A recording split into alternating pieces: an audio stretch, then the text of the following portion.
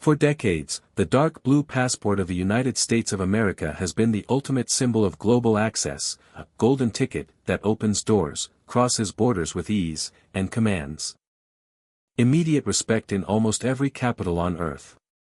In the unspoken hierarchy of international relations, the United States dictates who enters its borders and who is excluded.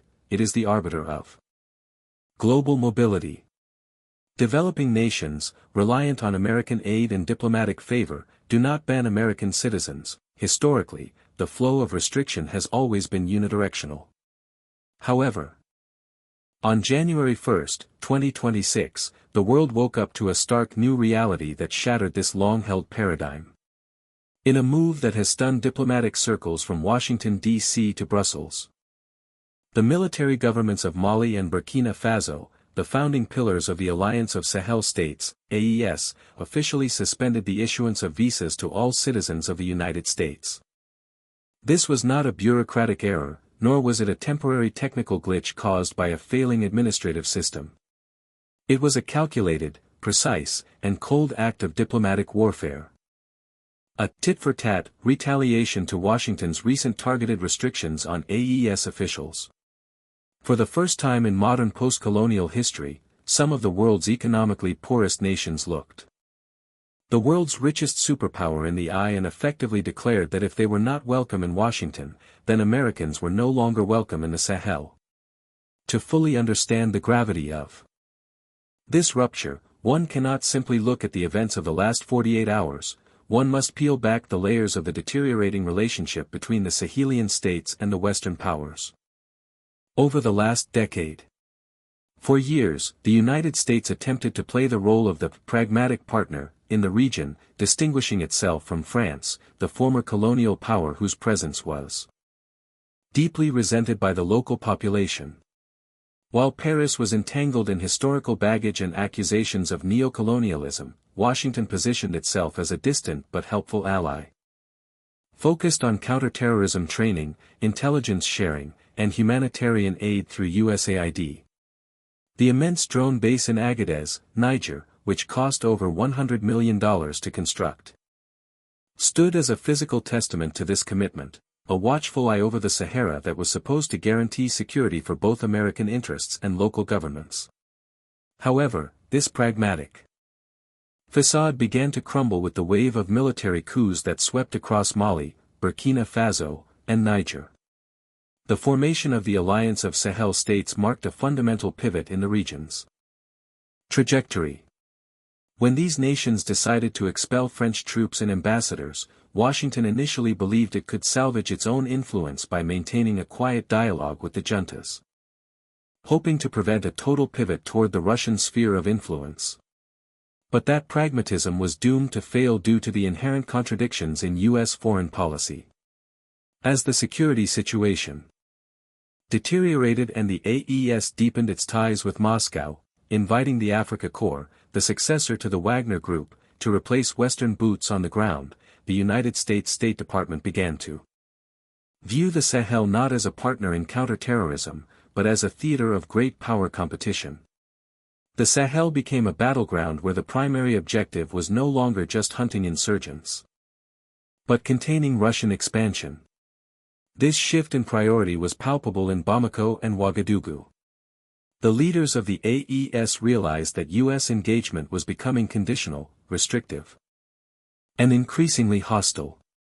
The breaking point arrived with the weaponization of democracy and the enforcement of U.S. domestic laws, specifically Section 7008, which legally requires the United States to cut non-humanitarian aid to governments formed by military coups.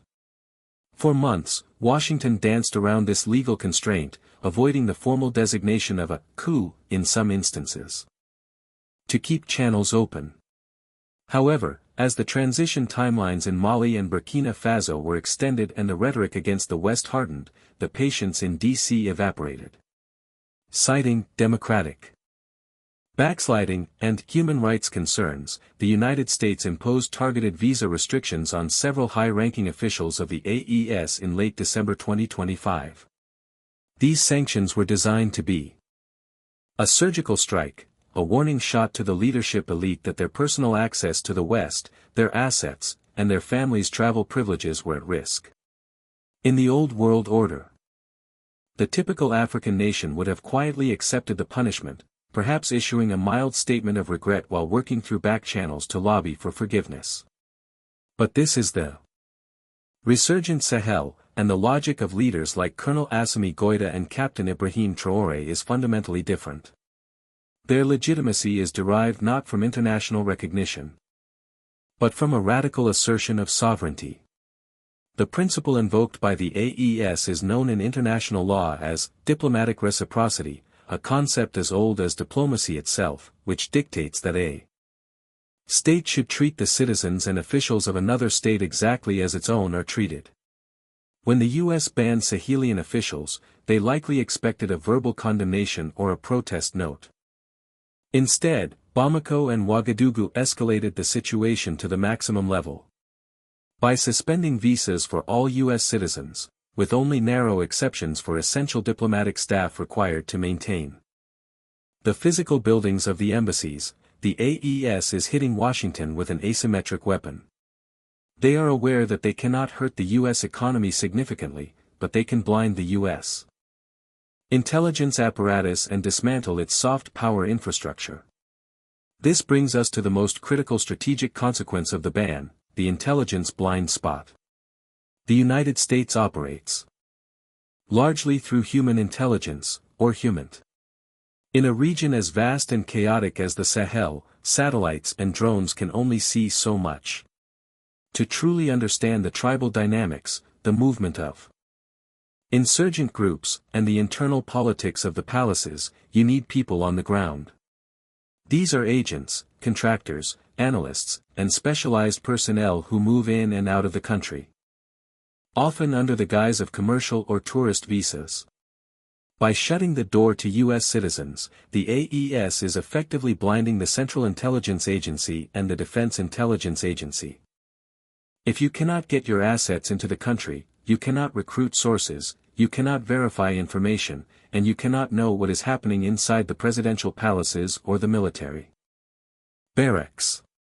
The Sahel, a region critical to global security due to the presence of ISIS and Al-Qaeda affiliates, is rapidly becoming a black hole for Western intelligence.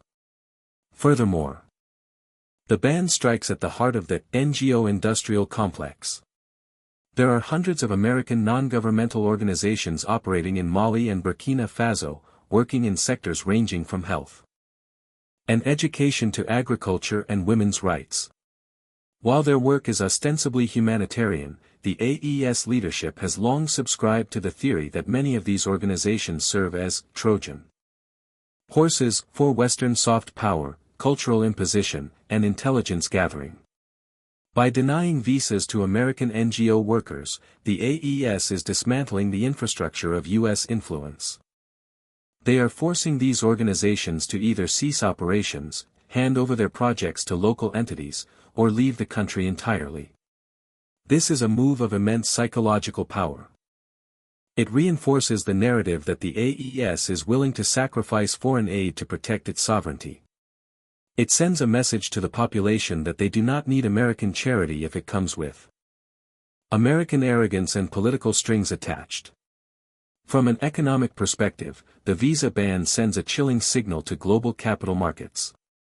While U.S. direct investment in the Sahel is historically lower than that of Canada, Australia, or France, there are still significant strategic interests, particularly in the exploration of critical minerals. A visa ban makes it functionally impossible for American geologists, engineers, executives, and auditors to visit their project sites or conduct due diligence. Capital is cowardly, it flees from uncertainty. If an American investor cannot physically visit a country because their passport is rejected at the border, they will not deploy capital there. This effectively accelerates the de-Westernization of the Sahelian economy. It creates a vacuum that is rapidly being filled by competitors who do not face these diplomatic hurdles. This vacuum is where the geopolitical shift becomes most visible. As the door closes on Washington, it opens wider for the global South. Russia, China, Turkey, and Iran are the immediate beneficiaries of this rupture. Russia provides the regime security package, mercenaries, weapons, and political cover at the UN Security Council, that the US refused to offer. China provides the infrastructure loans and the construction crews without the democracy lectures, or human rights conditions that accompany Western financing. Turkey and Iran are stepping in to fill the trade gaps, supplying everything from combat drones to consumer goods.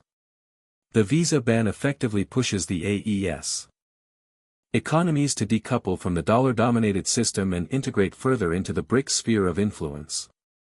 It creates a reality where a Malian official has more ease traveling to Moscow or Beijing than to New York or Paris.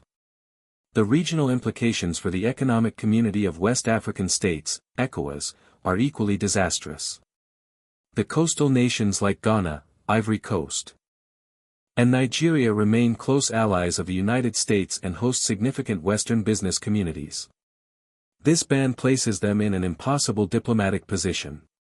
They are now sandwiched between a hostile, anti-Western Sahelian bloc to the north and their own Western partners. It fragments the region physically and diplomatically. If an American diplomat or business leader wants to travel from Accra to Bamako, the direct route is now severed. The dream of regional integration, of a seamless West Africa, is shattering under the weight of this geopolitical polarization. ECOWAS is watching its interior turn into a fortress that is impenetrable to its external allies. Moreover, there is a risk that this situation could escalate into a full-blown economic war.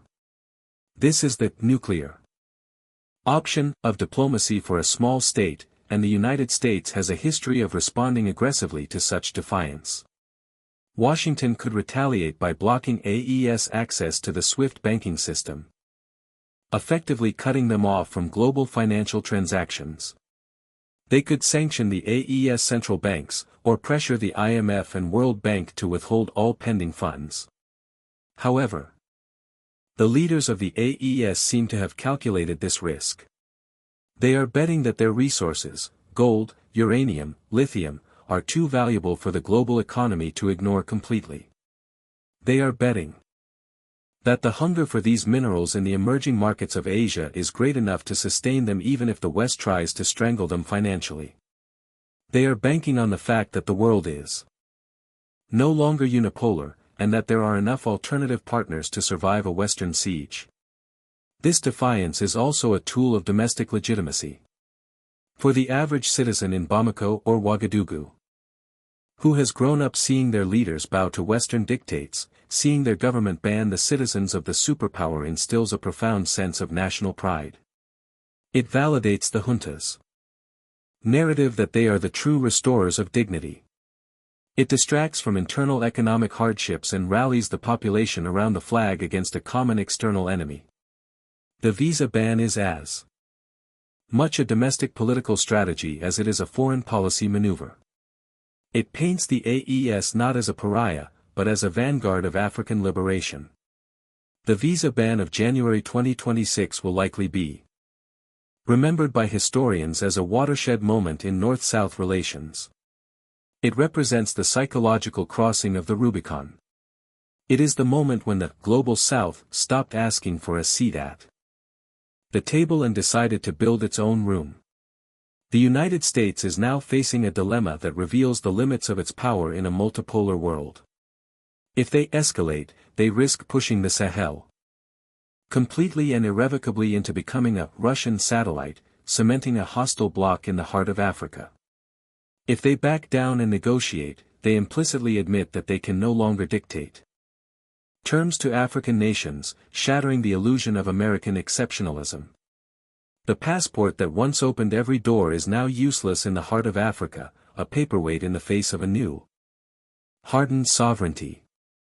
The diplomatic bridge has not just been burned, the foundations have been blown up.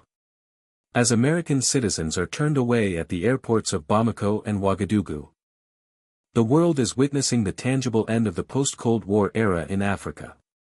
The Sahel has declared that respect is a currency more valuable than aid, and until that currency is paid, The borders remain closed.